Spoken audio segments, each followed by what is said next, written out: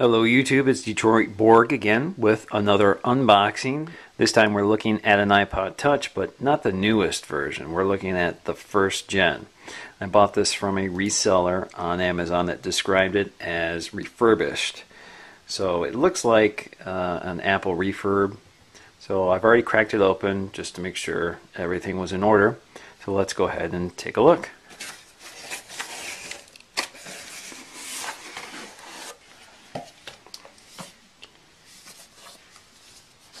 So we have the box. I guess this is a refurb box from Apple, I'm not sure.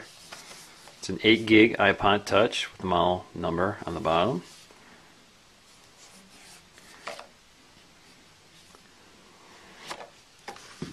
There it is.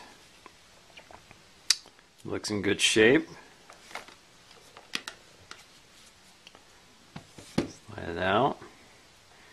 Looks pretty good. Doesn't look brand new. Looks like it's been slid across the desk.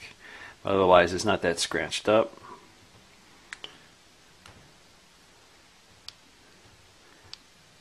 Let's see, looks like there's no charge.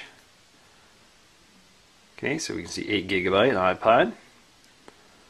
Let's see what else is in the box. There's some literature. iPod Touch.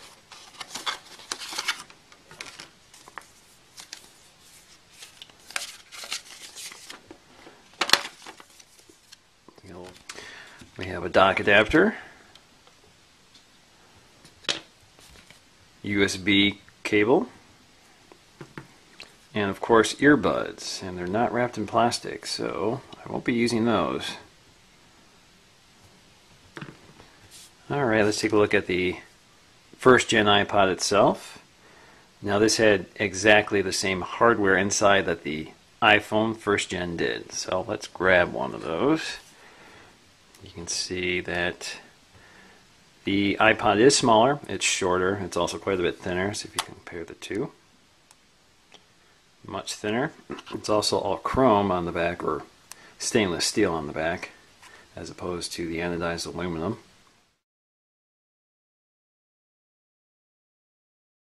Okay, let's take a look at the first generation and the second and third generation iPod Touch. Now the first thing that you'll notice when you're looking at the front of these is that while they carry the same basic design and shape, the iPod Touch, the first gen iPod Touch, has a black bezel, this black metal bezel, while the second and third generation has a stainless steel bezel, which is a lot shinier. If you turn it toward the back, you'll see that they have the same stainless steel back, but the second and third generation has a rounded back, while this has a flattened back. Also, the cutouts for the Wi-Fi receivers are a little different. This is rounded and oval, while this has a notch shape. If you look at the sides, they're both very thin. Now the second, third generation design looks thinner because it's more tapered at the edges. This is quite a bit more square, so I'm not sure what's thinner. I'd have to look at the dimensions. But because this may be thicker in the middle because it's rounder, and this is flatter, I bet they're either the same or very close. Now if we compare them side by side, we see that both of them have no buttons on the right side, but they differ on the left side. On the left side we see that the iPod second and third gen has a volume rocker. Now strangely, the only way to control the volume for the first gen iPod Touch is on the screen. Here you can control it from outside, and it's also important to note that this is the only iPod Touch that actually has a speaker in it. The first generation didn't have a speaker. On the bottom, the first generation iPod Touch has a little different bezel design.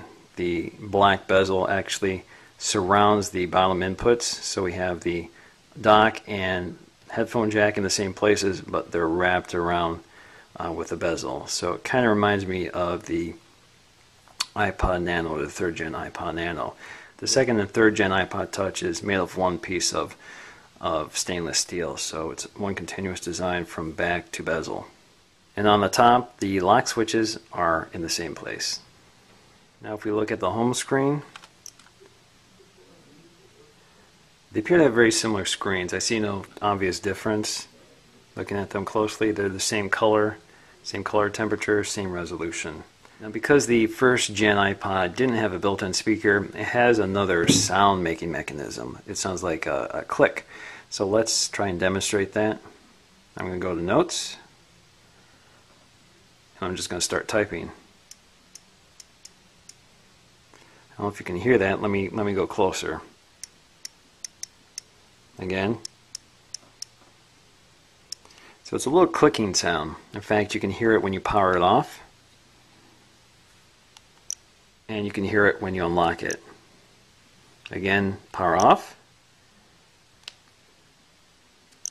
unlock. So that differs compared to the iPod 2nd and 3rd gen, which has a speaker, much quieter than an iPhone, but a speaker nonetheless. So let's try typing on this. Again.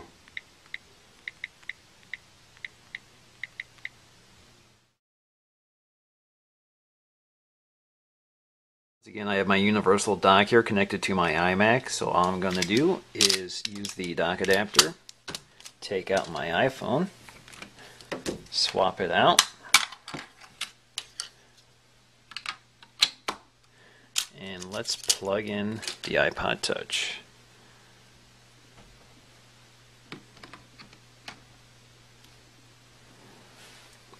Alright, so I'm going to go ahead and sync this for the first time. Once again, that's Detroit Borg with an unboxing of the first generation iPod Touch.